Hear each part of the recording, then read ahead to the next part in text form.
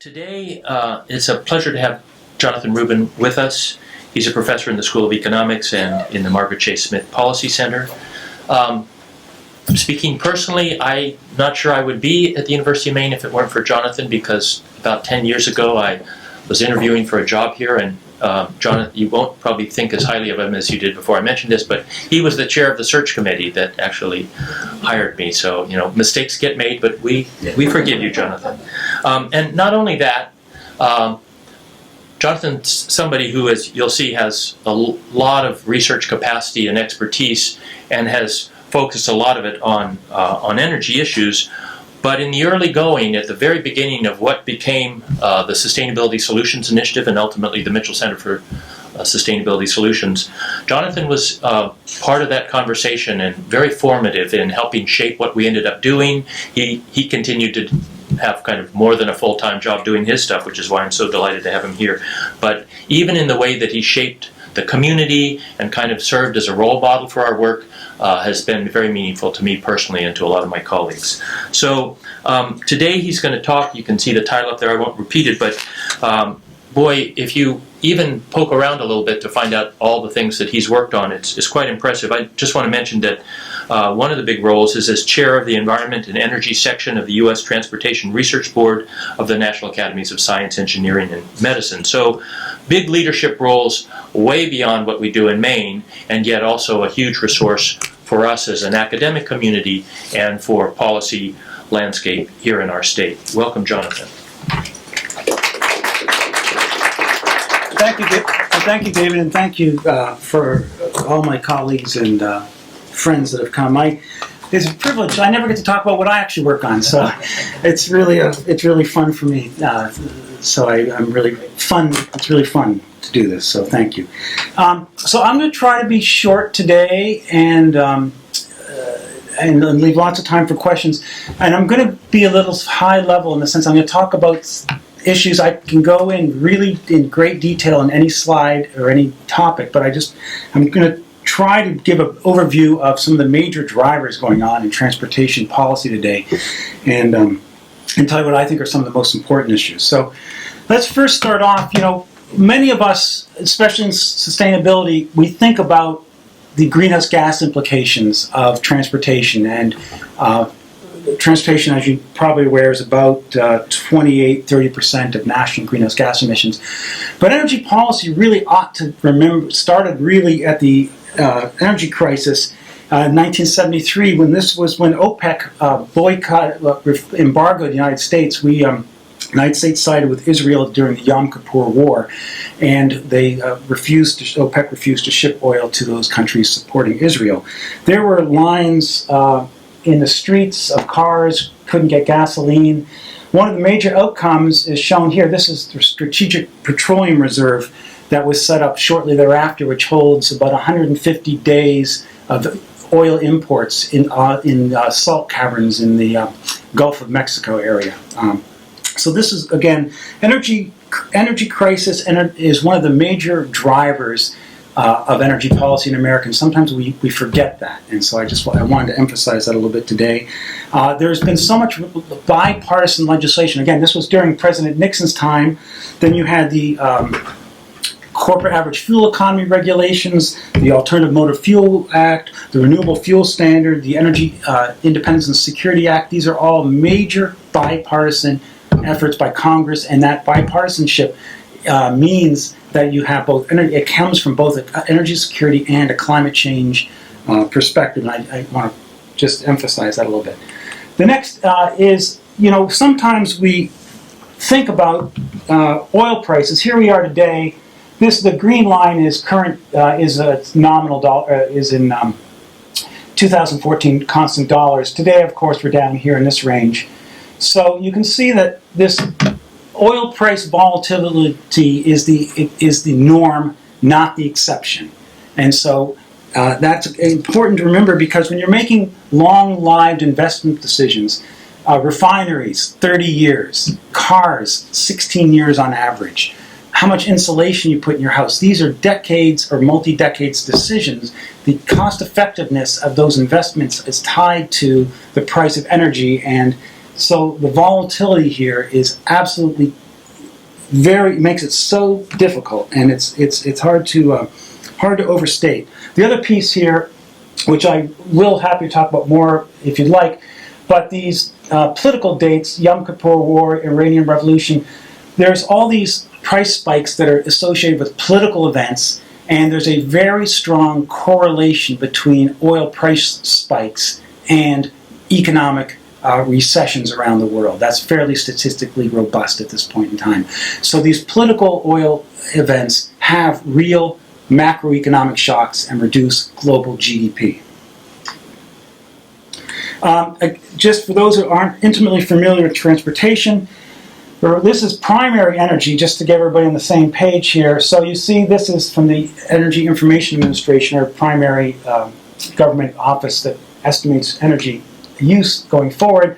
You see that petroleum is about 30 some odd % of primary energy use. Coal's another almost 20%, nuclear 8%. Liquid biofuels are about 8%. Non-renewables that are not fossil are about 1%. It's still minor. They get a lot of press, but they're still small. And then, of course, natural gas is major. So it's important to remember that. Another piece to remember here, again, so we're keeping in mind petroleum, about 30% of our total primary energy use. Remember, and it's of that, 70% is used in the transportation sector. So the rest is home heating oil and for some petrochemicals. The other thing to remember is even though electric vehicles and these other hydrogen fuel cell vehicles get a lot of press, 92% of all transportation use in America is petroleum based right now, and about another 8% of that is ethanol. Renewables still make up a very small percent, and it's just important because it gets all this press. Sometimes we get a distorted view about those things. So the next thing I'd like to mention is just, again, what's happening within the sector here. One is, this is 2012 and 2040, that's current and projected energy use within the transport sector. The really interesting news here is that you see that light-duty vehicles, that's cars, minivans, SUVs, pickup trucks, we are expecting a decrease in energy consumption in this sector, mainly because of corporate average fuel economy, or CAFE regulations. Vehicle miles traveled is not going down. There was a brief literature saying we've reached peak VMT in America. That no longer is borne out by the most recent data shows that VMT is now rising again. So it's really almost completely due to corporate average fuel economy standards, and I'll show you those regulations in a moment. The next point to remember here is that heavy-duty vehicles and freight are going up, and this is I'm not going to ask you to embarrass yourselves, but for those of you who maybe have Amazon Prime and order in all those little package deliveries to your house, it is really an issue, right? This is freight transport is going up, and it's very significant now. It didn't used to be. It's worldwide trade's increasing. It's all that delivery of goods to businesses and households. Air is increasing and is growing. The good news is, again, mainly due to fuel economy regulations both at the light duty and medium duty, and for the first time ever, EPA is implementing heavy duty fuel economy regulations. That's really the good news story here in terms of the reductions in energy use in the transportation sector. I've been around long enough that I've seen each of these evolutions. I actually drove in a methanol vehicle 25 years ago.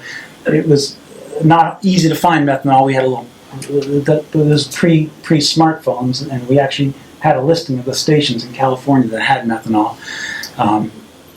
Electric batteries. Here's a picture of the EV1, the first electric vehicle that never really panned out.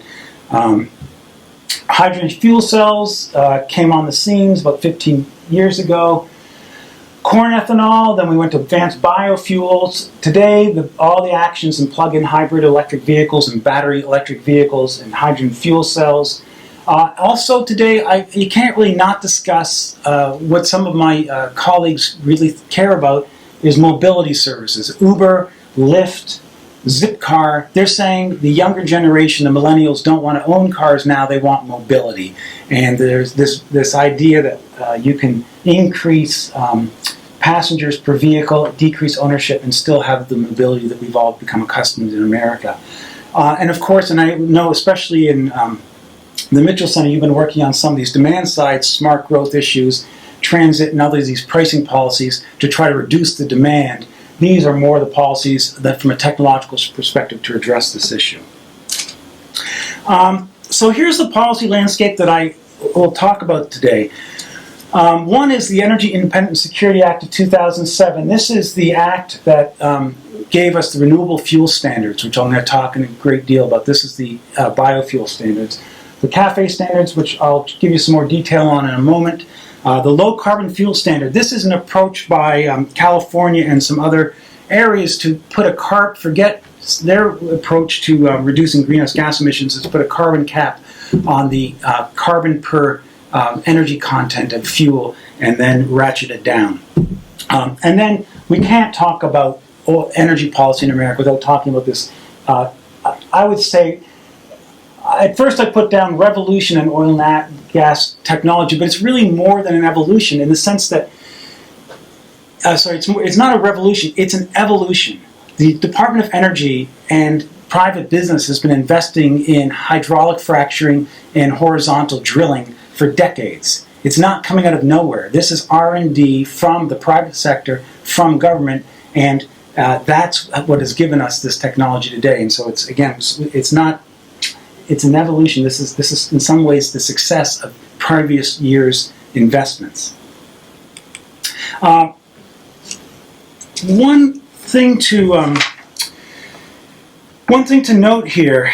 This is the net import share. This, when I said energy security, this picture here has driven so much of U.S. national policy. This point here means that we are importing 60% of the oil used in America. And when you understand that 90% of transportation uses oil and that we were importing 60% of it, this is a national security issue. You go to war over these types of things. Today, with the tremendous increases in oil production, including we are now only importing, as of 2014, I believe the number is 30%. So we have cut in half the net imports of oil into America. This is phenomenal. This is good news. The balance of payments, right? If you're spending that much, you're spending $80 a barrel, and you're exporting that amount of money out of the economy. This is a major impact on our national economy. You can't forget the macroeconomic impacts, not to mention the energy security impacts of this. Today, the United States, including oil production, including natural gas liquids, because heavy parts of natural gas are sent to the refining sector where they're turned into oil, petroleum products. We are the largest producer of oil in the world, exceeding Russia and Saudi Arabia, when you include natural gas liquids that are turned into petroleum products with the petroleum that we've produced. So we're the largest producers of oil in the world. Again, you listen to the presidential debates, you just wouldn't have a sense of our place in the world on this. No, we don't. So the other big thing that I want to talk about is this happened last month. The United States, this is, again, historic. We had a ban on the exports of U.S. domestically produced oil. This ban went into effect shortly after the oil embargo from OPEC. And because we are such a major oil producer, and because for a number of reasons, again, we can talk about this if you'd like, the Congress lifted this ban. So we are now going to be exporting U.S. produced oil. It's too soon to know what this means for the world's oil prices, but one scenario is it will raise, we'd expect it to raise all else equal certain domestic streams of oil, and that could lead to more U.S. oil production because it's going to raise the price of U.S. domestic oil, which will spur investment in the U.S. oil sector. And that could lower world oil prices, which will feed back into world gasoline prices. We don't know how this is all going. There's just been minor shipments of raw petroleum shipped out, so we don't know how that's all going to shake out yet. But it's likely to have impacts. We're not quite sure what they're going to be. But in terms of produced oil, refined products, we're talking about diesel, gasoline, and jet fuel. We are a major current exporter of refined products. We're currently exporting 3.5 million barrels a day of refined products, including, again, diesel, jet fuel, and gasoline. So we're a major, we don't think of ourselves, some of us don't think of ourselves as the world's largest oil producer and a major exporter, but we are. The other thing I'd like to so let's talk a little bit about greenhouse gas emissions, since we are talking about sustainability here. So we've got, you guys can all follow this. Energy use per year for greenhouse gas emissions is its use, how many miles you drive, how much energy per mile, and then it's how much greenhouse gas emissions per energy. So if you substitute ethanol or electricity for gasoline, you can change the greenhouse gas emissions per mode of energy. Motive means how much effective energy a vehicle gets. You need to know how much energy it takes to move a vehicle, a plane, a truck for a certain distance. And larger trucks obviously use more energy per mile than smaller trucks and cars and so forth. And then its use. How much do we demand products, freight, services? How much do we demand to drive? So greenhouse gas emissions are, again, it's complicated. It's demand, it's the humans, it's the technology of the vehicle efficiency, and then it's the fuels. And so it's three together that represent greenhouse gas emissions that we use. So with that saying, corporate average fuel economy regulations, CAFE, this is what I pointed to earlier as being the single biggest, in my opinion, the most successful policy we've had in reducing actual fuel use. It's going to raise light-duty vehicles, cars, light trucks, to about 48, 49 miles per gallon by 2025. The sticker value, some of you may have heard 52, 54, which was what the U.S. EPA was touting. That's if they were not giving, if manufacturers are not giving credits for reducing greenhouse gas emissions. So if you take into account the credits that they're giving for things like air conditioners that don't leak coolant, it brings the effective range is somewhere in the 48 to 49 mile range. This will mean we'll drive more. The cost of driving a mile gets less the more fuel efficient our vehicles are. So the rebound impact, which is about 10%. So we expect a fuel price elasticity of about 10% in there. The other thing, again, historic. I listen to the news, you listen to the news. I feel like I'm living in a different world. How many people knew that the EPA started regulating heavy-duty vehicles for fuel economy? Anybody in the room? Right? This stuff doesn't hit the national news. I have no idea why this doesn't, but this is important news. Because previously we had no fuel economy regulations on the big trucks. EPA is doing something about this. The good news is not getting out. So, I mean, it's important. The next thing, so here's the CAFE. It's a little complicated, but I just wanted to give you some sense here. Again, the way CAFE, corporate average fuel economy regulations, work. For new vehicles, this on the bottom axis is the footprint, width times length. Width times length. How big a footprint does your vehicle have? The bigger the vehicle, this is CO2 kilograms of CO2 per mile, or grams of CO2 per mile. So the bigger the footprint, the more allowable CO2 per mile you can get for your vehicle. The top line is 2016, the bottom line is 2025. So you can see that across all vehicle classes of all size, that the amount going through time is dramatically declining in terms of CO2 per mile. This is current law, it's being implemented, right? Again, the good news is not getting, sometimes it's just not getting out how successful this program really is. Jeff? Yeah? So it's just on the car manufacturers just to develop new technology to make the cars more efficient? Yeah, there are just a whole host of technologies. I mean, that make a vehicle more fuel efficient. It's really just about the payoff for the vehicle manufacturers. If you speak with them, they'll say, long as the regulations are fair, I'm competing, it's fair for me, Volvo versus GM versus, they'll say, as long as the playing field is fair, they can live with this. Many of us new vehicles have continuously variable transmission. CVT is what it's called. Again, CVT is just a technology, costs a bit more. It's more fuel efficient than even manual transmission. These are technologies that can be introduced for modest costs with payback.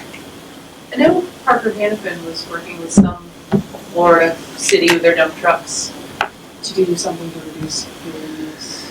And it was really successful. But I don't remember the details. It was a couple years ago. I don't know all the details. There are so many technologies out there, and every vehicle manufacturer really has a slate of technologies, and and obviously in the news has been the issue with Volvo cheating on the diesel standards. They've chosen a diesel route. Toyota has obviously chosen a hybrid route. There's different manufacturers choosing different technology paths to go down. Sorry, Volkswagen. How does is this strict regulation for all vehicles in their fleet, or is it on average? It's a fleet average standard, sales-weighted fleet average standard. Yeah. So I can see the bottom line, but is this passenger cars or trucks? This is for passenger fleet. And we have CAFE standards for fuel efficiency. Yes. Or these directly linked, so Okay. one standard and two standards. Thank you, Per. Yeah, so the way it works is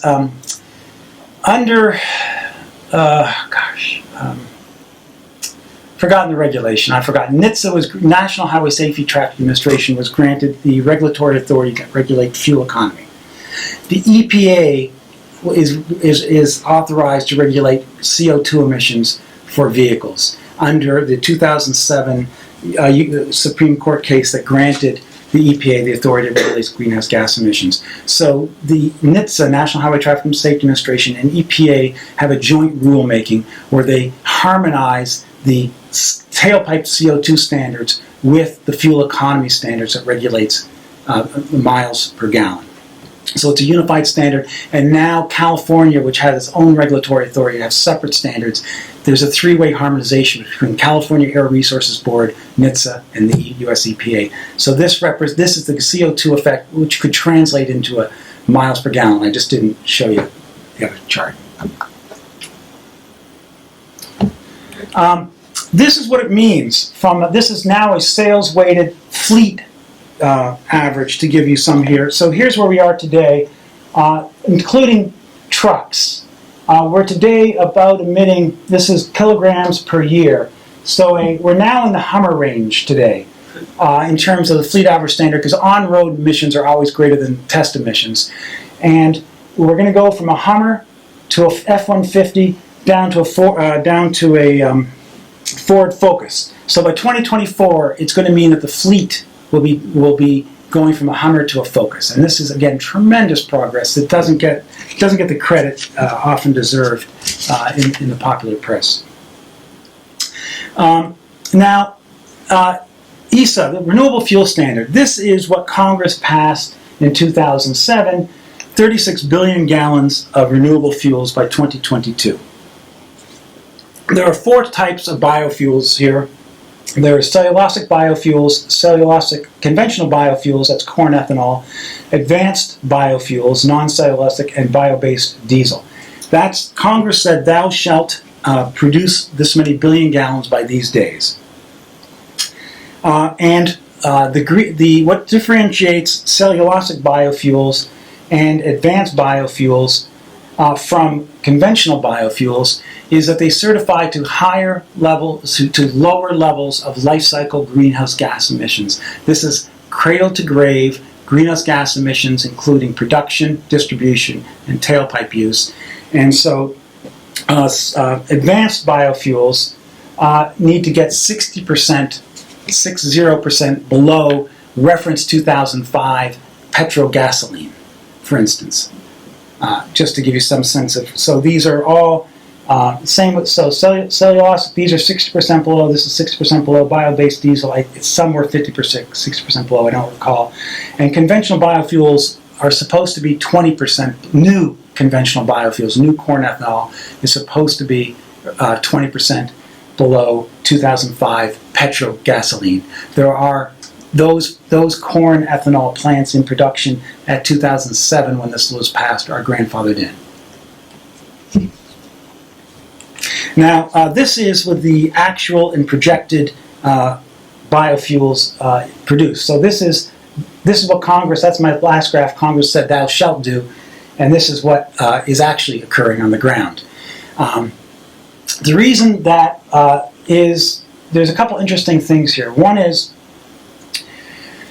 the way Congress wrote the law, they said the EPA will determine if there are advanced biofuels, cellulosic ethanol made from trees, for instance, or switchgrass. EPA will determine how much is commercially available 1 or 2 or 3 years ahead, and then set the standard, revise the mandate to reflect the commercial availability of these fuels. I mean, think, but the thought that Congress said is, well, you can't require something that the manufacturers can't purchase. So that's the idea. The problem that this set up this dynamic where if you have if you want to build a cellulosic ethanol plant and you're talking about spending $100 or $200 million and you think, I need a 20-year payback on that investment, will EPA mandate the fuel to be used and hence I will make my payback, or if the EPA doesn't mandate the use of it, I won't make my payback, and so I'm risking $100 or $200 million on this plant. So it's created this investment uncertainty which has helped forestall the transitions that we had hoped to make in some of the biofuel areas. Now, the work we're doing here at the Forest Bioproducts Research Institute and producing cellulosic diesel in the Old Town area, the Old Town plant is this.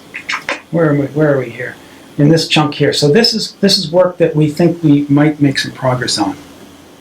Now, the big news when EPA set the standard this year for all of us working the biofuels is this, what's called EPA broke the blend wall this year.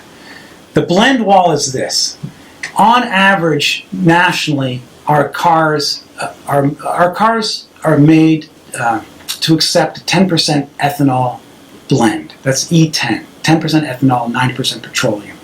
The blend wall is 10%. Beyond this, retail stations are not set up to sell E15, E16, whatever. That's the nomenclature.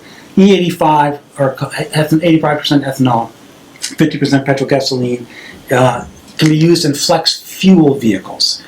But the EPA this year looked ahead and they said these are the numbers. So for 2016, you can see 10.1. So this EPA is saying we think that all the biofuel categories combined will be 18 billion gallons of ethanol equivalent gallons, and that's going to be little bit more than 10%. So the EPA is assuming or estimating that enough flexible fuel vehicles, E85 vehicles in the Midwest, will purchase enough ethanol such that with that plus the 10% everywhere else in America, we can actually now displace 10%, a little more than 10% of our petrogasoline with bio-based fuels. And you can see some sort of interesting things here.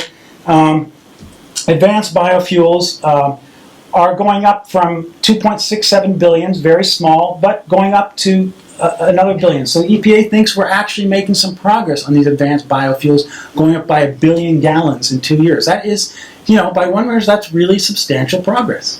Bio-based diesel, again, the stuff that we're working here at FBRI, a modest increase, not a great increase. That the challenges are still there, but overall, from an energy security perspective, it means that we are using 10% less petroleum in our transportation sector. And to the extent that these are domestically produced fuels, it means that that is not all the imports that we otherwise would. We're not importing that oil. So and we'll talk about the greenhouse gas emissions of the ethanol again in a minute. So life cycle greenhouse gas emissions, the model that is most commonly used by the EU-US EPA, but not exclusively this model, is the GREET model, the Greenhouse Gas Regulatory Emissions Standard. This is maintained by Argonne National Lab, and it tries to do a full life cycle, cradle-to-grave accounting of all the fuels used in transportation, ethanol, electricity, hydrogen, and so on, and use a fair approach to doing this. This is using the GREET model. This is work from the Congressional Research Service. This is U.S. average greenhouse gas emissions from the U.S. average slate of fuels. So you see that on average for it says that 91.2 grams of CO2 equivalent per megajoule of lower heating value, to be precise. So 92 grams per megajoule is what U.S. average fuel is. Venezuelan bitumen, which is often what we get from Venezuela, is about 107. Canadian oil sands are about 106. Nigerian's about 105. Most of the Nigerian actually is conventional oil. The high ranking is because of flared associated gas that is vented and then flared, caught on fire, rather than captured. And you can see that Canadian conventional domestic crude is in that range. So it gives you some sense here. So one thing to note, again, is to give you some perspective. One is the Canadian oil sands. This is the tar sands, the pejorative term used is about the same as we get from Nigeria or Venezuela, just to give you some international perspective here. The next thing to remember here is that 80% of the life cycle greenhouse gas emissions are in use. Which means if 20% are from the production, refining, distribution, it means a policy to get you to drive 1 mile less is going to be 4 or 5 times more effective than trying to lower the carbon content of the petroleum that you're using. Again, just to keep this in perspective about what matters. But, so again, what people care about, and I have it highlighted in red here, is it's saying that the Canadian oil sands, the tar sands from Alberta, have about 15% more greenhouse gas emissions than U.S. average slate.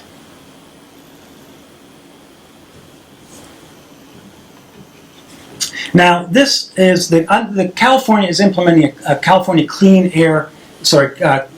low carbon fuel standard, and so because they have this regulatory framework, they're the only place in America that actually requires the oil importers or refiners to list the sources of all the crudes they get from around the world. So these are this area in here is the dark area is the crude oil extraction and transport. So that 15, 18, 20% piece in there, that's this column right in here. So we see that, first of all, note just this is just the first page. This is all available online at the California Air Resources Board. You can download the latest report. They've got every crude imported. There's, I don't know, a couple hundred imported into California each year. And let me pull out Canada.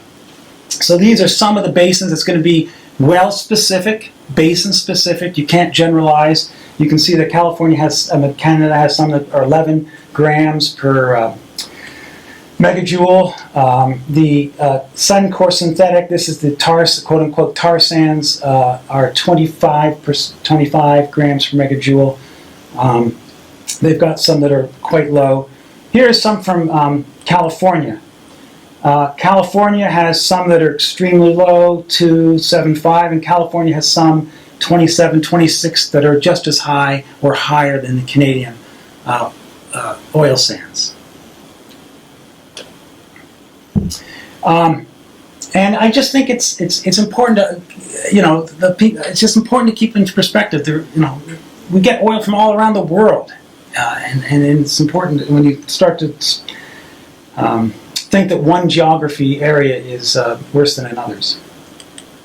Here's the Keystone pipeline. That's the proposed route. The actual amended route went around this little watershed up here and came down. Here is but again, to put this in perspective of the rest of our pipeline system in America, let me show you this picture. This is a broader picture of the U.S. Natural oil pipeline system. This is the Keystone, proposed Keystone extension. This was denied by the U.S. Our president about a month or two ago. This piece of the Keystone didn't need presidential approval and is already under construction. So, my view on the Keystone, which I'm happy, I'll say, is that it's the debate was overblown by the environmentalists. The environmental impacts, in my view, are fairly minor, and it's also overblown by the pro-pipeline people because the economic impacts in terms of jobs is actually fairly minor. I'll give you some more evidence for this in a second. But the other piece here, and I should show, this is the Canadians were proposing their own pipeline for this deep water port out in Canada. So there's non-U.S. routes as well. But the real issue of why I say it's not important from an environmental perspective is, 15% more than U.S. average. 15, not earth-shattering. Not any more than our imports in Venezuela and Nigeria don't get any press. Should we ship oil from Canada or from the Balkans in North Dakota by rail or by pipeline? So the way it works is you have the wells, they go to a processing plant, they can either go to a pipeline or they can go to a tanker to a rail car and then ship by rail. You can do either. And the question is, what's it cost?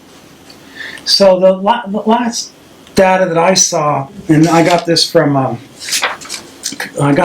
the Congressional Research Service. I'd be happy to share the site with you. Puts the cost of rail transport from the Bakken area or from the Canadian oil sands at about $10 to $15 per barrel. 10 to 15 by rail, and about $5 by pipeline. So there's about a $5 to $10 differential shipping by rail as opposed to pipeline. So if oil, the break-even price in the Balkans and up in Canada is about $60, $70 a barrel, full all-in payback on capital, $60, $70 per barrel to extract and export.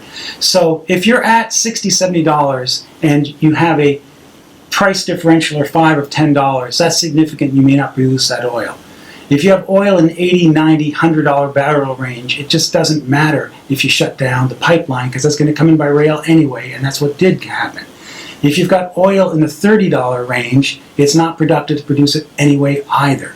So the only time it matters, a pipeline decision shutting off, is if oil stays in that spot of $60, $70 to $80. That's the only time that price differential between the cost of a rail and the cost of pipeline would matter from a business decision.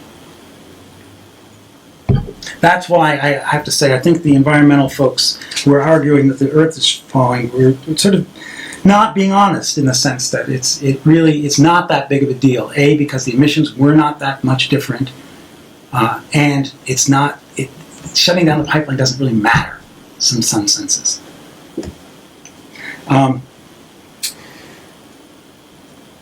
let me move on to what some of us propose as a better way to do national energy policy, and this is called a low carbon fuel standard. And what this is instead of saying I'm going to have a renewable fuel mandate, is saying we are going to cap the carbon content of our transportation fuels per mile or per volume, depending on the units you want to use. And this lets every fuel, ethanol, hydrogen, electricity, gasoline from wherever, compete on a performance basis. It's a low carbon fuel standard. This is in fact what California is actively implementing, a low carbon fuel standard right now, as is Oregon, as is British Columbia. They all have active programs where they're saying we're going to look at a sales weighted volume of the fuels you sell, and we're going to have a carbon cap on the sales weighted average, and it's got to ratchet down through time and let whatever fuel, be it biofuel, petrofuel, electricity, compete on a performance basis, as opposed to mandating either a biofuel or a technology or outlawing a fuel from you because you don't like our Canadian neighbors. It's what many of us believe is a more rational, if that matters, I don't know that it does, a more rational sense towards U.S. policy. There's been a proposed Northeast and Mid-Atlantic low carbon fuel standard, and it's just basically stuck. We're waiting for the next election with the next turnover of governors in the Northeast to see whether or not that gets implemented. And with that, I'll stop here, and maybe there's a question or two. Thank you.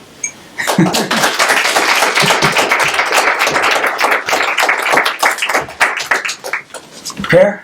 I have a question about the alternative trains. Not Megan Pitt was back and fuel, and I've heard that there's so much congestion in that area, the trains can barely have a passenger or freight train.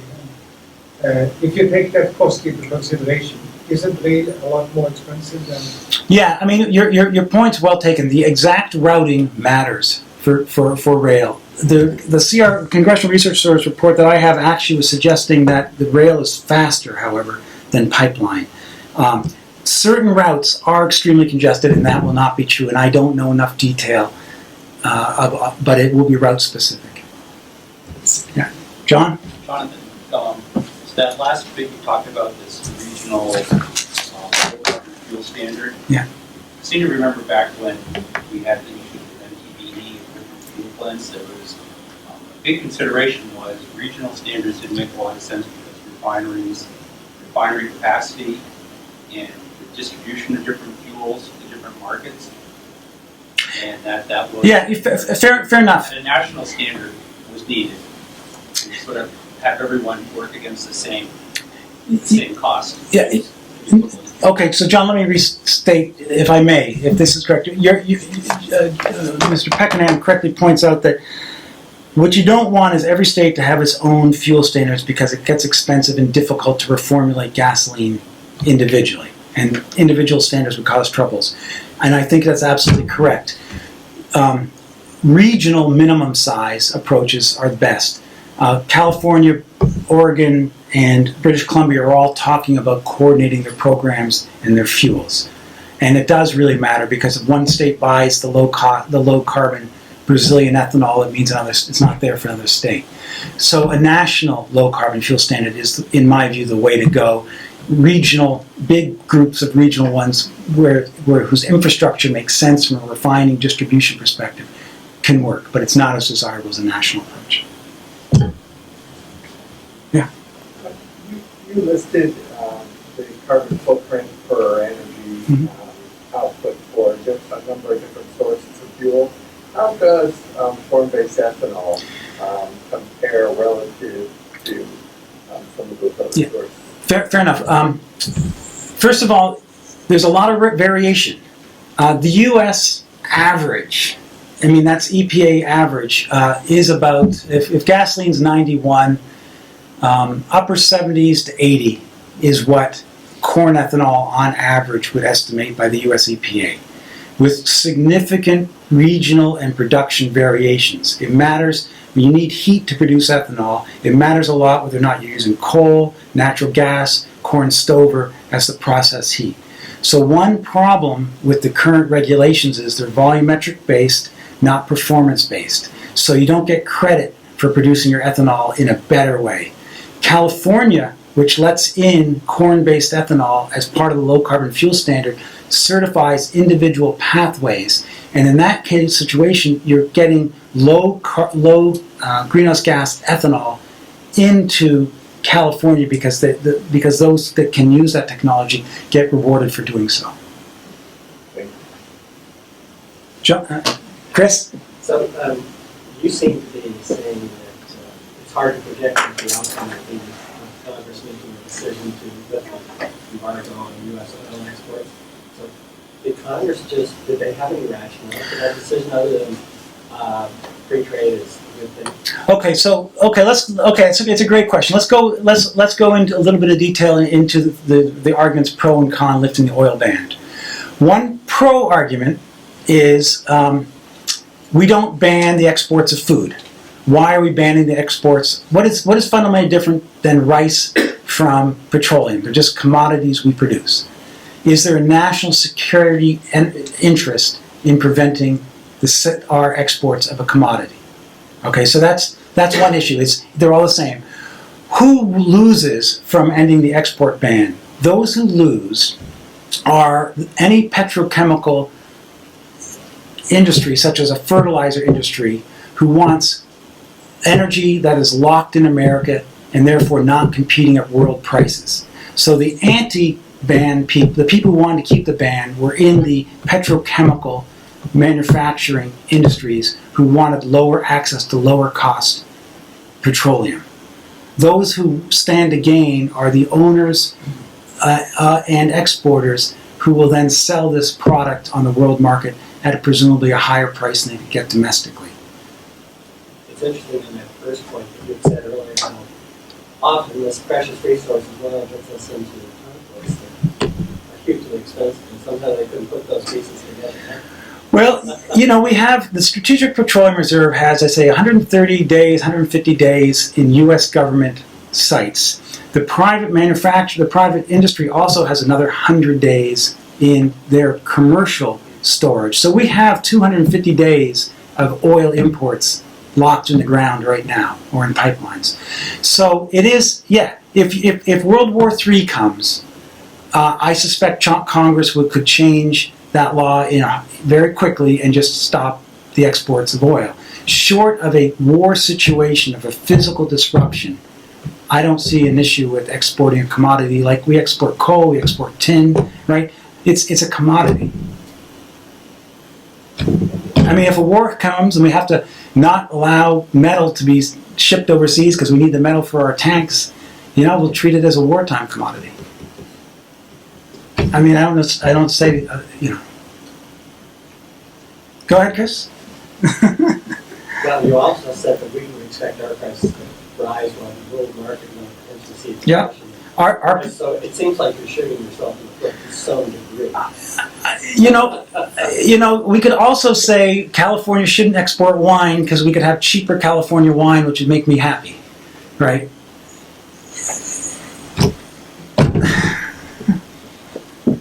I mean, it's, do you believe in free trade or don't you believe in free trade? Well, I think fundamentally I'd like Congress to make policy decisions where they've thought ahead 2 steps and kind of understand what the ramifications are, because we so often say that that's not the case. This seems to be another instance. If the economists don't know what's going to happen, surely Congress doesn't know. No one knows. I've read studies where people have done detailed modelings, and we don't know enough. And a lot of it depends really on the reaction of the cartel. The OPEC cartel still controls 40% of oil production, and it's their reaction to our production that will have a major impact. And so you can't really model those things.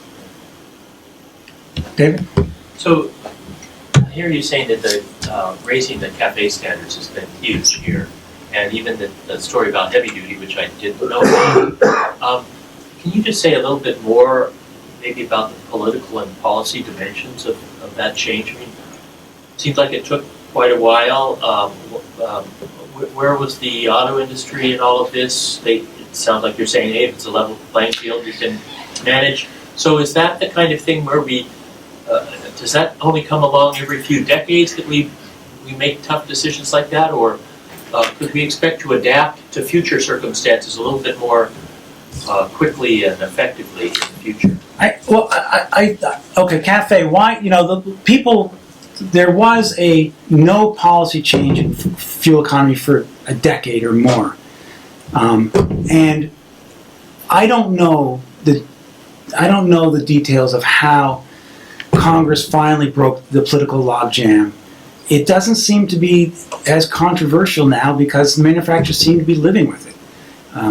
I do think they did change the form of the standard to being a footprint standard, where it used to just be a number, meaning 27.5 miles per gallon. And that meant that those with big fleets, meaning fleets that have big vehicles in them like GM, were differentially hurt vis-a-vis the Japanese who have smaller vehicles. So going to a footprint standard where all vehicles had to phase down certainly made a more level playing field for the industries involved. So I think that was important. I think also just who won certain elections, and it came down to U.S. political nitty-gritty. But it's huge, and anyway. So I actually have a follow-on. Is there something behind me? No, go ahead. So back to the peak VMT vehicle miles traveled. Is that predicted rebound effect, how much things might go up, or the fact that we aren't that VMT is climbing? How well understood is that? How well it's okay. I mean, it obviously can offset the benefits. Okay, there's a couple different trends in peak VMT. One is, as we all know, the millennial generation is registering their vehicles are getting licenses in smaller numbers and later than previous generations, and that argues for a reduction in VMT. Offsetting that is the baby boom generation, who are driving older and longer. And the demographic trends are there's more baby boomers than millennial. So the modeling shows that the net impact is that predicting increase in VMT, but it's hugely dependent on two or three things. One, it really depends on the price of fuel. Fuel does matter. It depends upon whether these other services like Uber and Lyft become more widespread. This is yet to be. This is one of the fun things that there's research on. I think it's an open question. Paris. Another comment, Jonathan, on that. I think VMT in the US is back up to where it was in 2007, but VMT per capita is way down. So it's also population based. We're back on 300 million to 325 million people, whatever, 330. So if we're talking about VMT peak, it's often referred to as per capita. Fair enough. Thank you, Per. Per is if everybody doesn't know Per Gardner, he's our best transportation guy on campus here, hiding out in civil engineering. So maybe we should stop there. Yeah, sure. Let's thank Jonathan again for a great. Sure.